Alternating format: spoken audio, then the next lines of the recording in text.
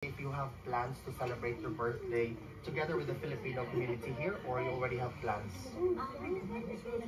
Yeah. After the visit. May visit kasi tapos may gamay mi din. Nami visit tama. Okay. Doon lang mi kadyo. On her birthday itself? Yes, Okay. we can stop by. Okay. Gamay After the lang. visit. So, Mahal mo kayo maganda. dili ka wait. Nabalo wala ka mamabayan na ito. Yung cake. Mag-cake TV lang, ma'am. Just like what we did to your mother's, with your father's We birthday. can after the visit. For sure, after the visit. And that's on Thursday, no? Vivian. Yeah, April 10. April 10, Yes. yeah. Wow. Because we're also thinking of holding on the 11th of April, marks the first month of your father's detention. So we want to offer prayers. We're going to gather dito sa mismo. ICC mismo, ma'am. Gabiin na siya. Gabi. Oh, from... Sige mo, mga tuta na. Thank you. It would be nice kung naamo dito, ma'am. Dili. Dito mismo sa ICC. We already secured the permit, so that would be nice. We also invited some people to share stories as well with regards to your father. Ma'am, kumusta po si President? Okay na. Nakapag-adjust na po ba siya? Okay siya. Sabi niya, nakaano na daw siya. Adjusting better. Nakaano na daw siya sa pagkain. Anong pinaka-namimiss pa rin po niya?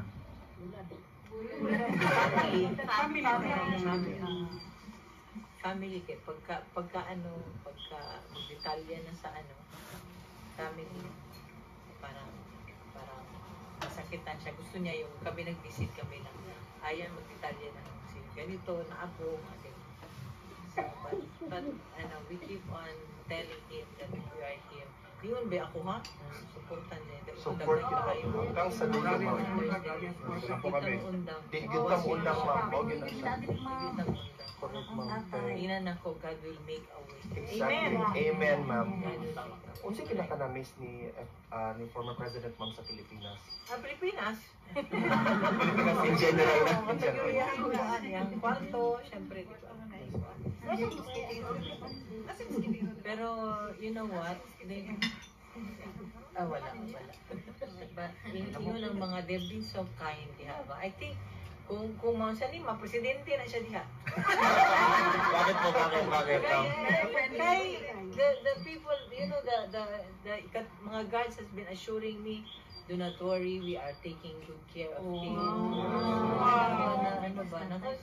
Kung ano siya, even during the time na, during sa Villamor, di ba? Kami, we were so, I asked him how do you feel? Are you angry? He said no. Ano siya na, kaya yung mga gumawa sa kanya nito, impyerno kayo.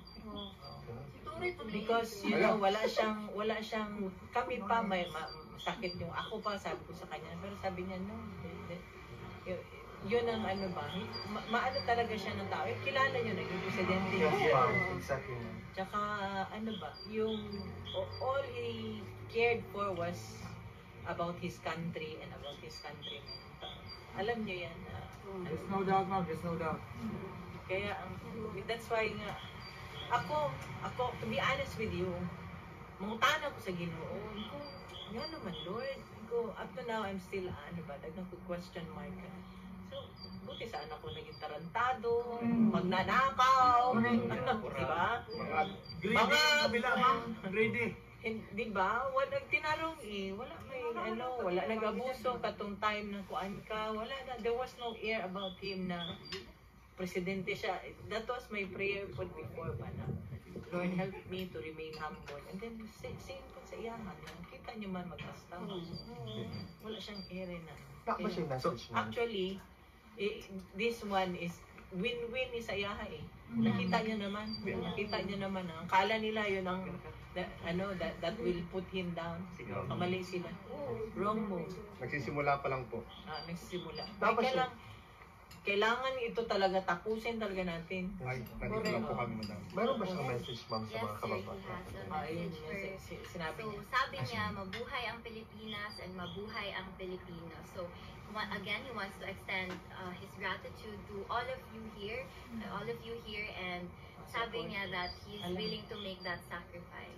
Yes, Sacrifice will not be.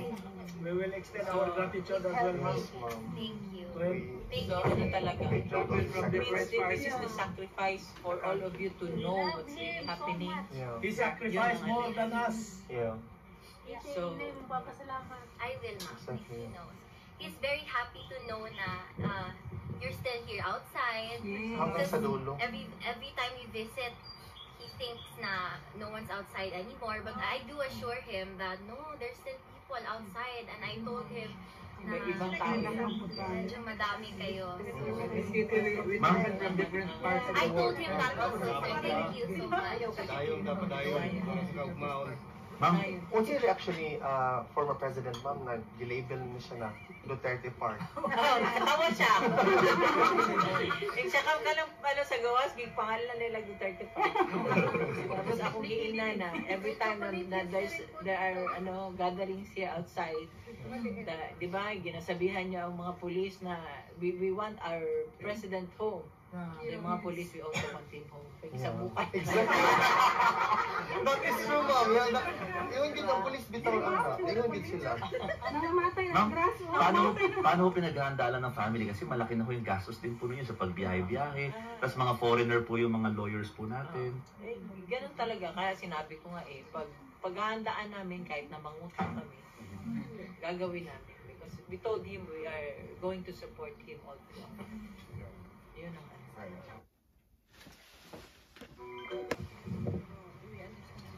Hindi po kayo Baka hihingi ng... kasi marami kasing nagkunwari ba? Ah, Beware lang kayo. correct, Yun ma'am. lang ano ko. Tulong tayo sa eleksyon, Okay man lang yung mga debate. friends namin na nag-support. Meron kami mga friends na nag-support. Pero yun lang, baka mabudol mo ba? Ayaw pabudol. Oh, ma'am, hindi kayo hingi ng legal aid ba sa ICC? Para at least makabawas lang. Basta when it comes to legal, we leave it to Attorney Kaufman. the Vice President. Kaya siya may lawyer. Wala ko gamot, ma'am. Pasensya. Tama. I'm pretty sure, ma'am, that the former president is also looking forward as also ang mga kababayan nato sa mga Davaoenos, we look forward din nila na i-welcome ang atong soon to be mayor of Davao. Is he excited about the Yes, idea, ma'am? he's looking forward to that. I think they are arranging something para I just don't want to talk about it.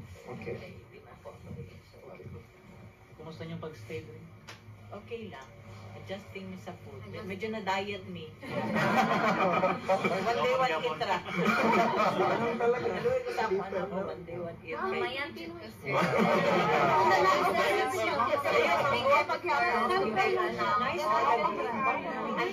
Hindi sanay sa bread. Yeah. Magpagkagwapo. Bitaw. No. Ma'am, sabi niyo po kanina parang kayo pa yung medyo nagagalit. Pero si PRRD parang mas nagpapatawad pa siya. Calm and collected. Calm. Always. Yung lahat ng ginawa sa kanya na yun, Very presidentiable talaga siya.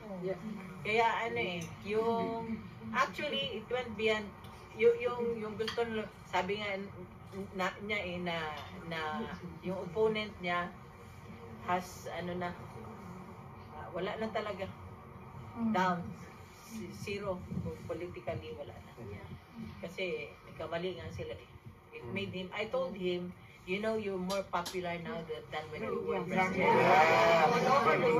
Diba? And you made that world record of worldwide celebration ng birthday. Most popular dating is in ICC all over the world. So yung mga mga tawag nito, yung mga sabi ko sa kanya, mga tao dyan nandyan nakasuporta pa rin sa inyo. Mensahe ma'am sa mga taong padayon nga nagsuporta dili lang diri sa Duterte Party sa Pilipinas. Maghimot taog puan, maghimot taog collective prayers tanan ta. Kabalot gyud ko, God is listening. He knows. Akala nila matago nila for a long time. You know, the kabaluman ta, the people knows. When he was president, alam mo, sabihin ko sa inyo, ito alam man yan, yung 'di ba yung PGH, 'di ba? They were told that siya presidente, they would okay, we will give you 100 billion something budget. So the people there at PGH, yung mga director dyan, akala nila na one time lang yon. Alam niyo ba yon? Monthly yun until natapos siya pagka-presidente. So nakita niyo yung galing naman gulo mo kalimot. Pero ako Hindi mo makalimot ng PRRD. masakitan ko kay, I know his sacrifices ba nga to the extent na malimtan niya, ma-disregard ang family. And every time he talks about, panghadlok naman na iyaha. Di ba? Panghadlok niya pag Love ba? Ano ba? Di ba? Kita, tatay, nanay, di ba? Manghadlok mo ka. Pao na ang kupakos. So, when he was president, nga na iyaha, pasuko-suko na iyaha. So, what happens siya pasuko-suko? Nalimpyo itong ugaw kayong Pasig yan sa taga Manila. I like your name, Chantel. How old are Pasig you? River. Di ba? Nalimpyo. Tapos, tanan nila. I like your eyes. Lang siya, something na, but everything is, wala yun na siya eh. All I can tell you, wala yun to siya personally. So, nagkamali din kayo na to those who are thinking na, ito mga uligay. Nagkaroon, at least nagkaroon tayo ng presidente na hindi nagkaroon ng personal interest. He did not think about, magbulsa siya ng enriching himself on what he's there. He never, not one single, pag-isipan na gano'n, ang sa kanya talaga is, he took his own seriously na ginawa niya lahat No, ng you're sa the same age as my sister. So, sometimes ako pa ang fight. Siyempre, kabalo ko na. Hindi nyo alam yung during pandemic, sakripisya niya. He doesn't want he doesn't want the people to know, to be scared na, ay, walang leader, walang namumuno.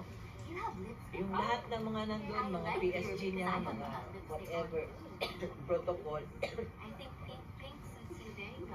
they've been telling him not to conduct cabinet meetings, pero siya, wala. Sa kanya, so be it. When it happened, that incident in Marawi, sabi ko, di ka mulupad. Mulupad yun siya. He was there for the soldiers. Pero unsay gibuhat sa mga sundalo. Pag nagkukwentuhan po kayo, ma'am, ni PRRD, anong mensahe niya sa mga gumawa nito sa kanya? Alam mo, I will just let God do the revenge for us. Yeah. Diyos, hindi nila maano yan. Hanggang apo yan nila. Hanggang apo ng apo nila. Hanggang doon ang hanggang doon ang parusa ng Diyos. So, Diyos nang bahala sa kanila.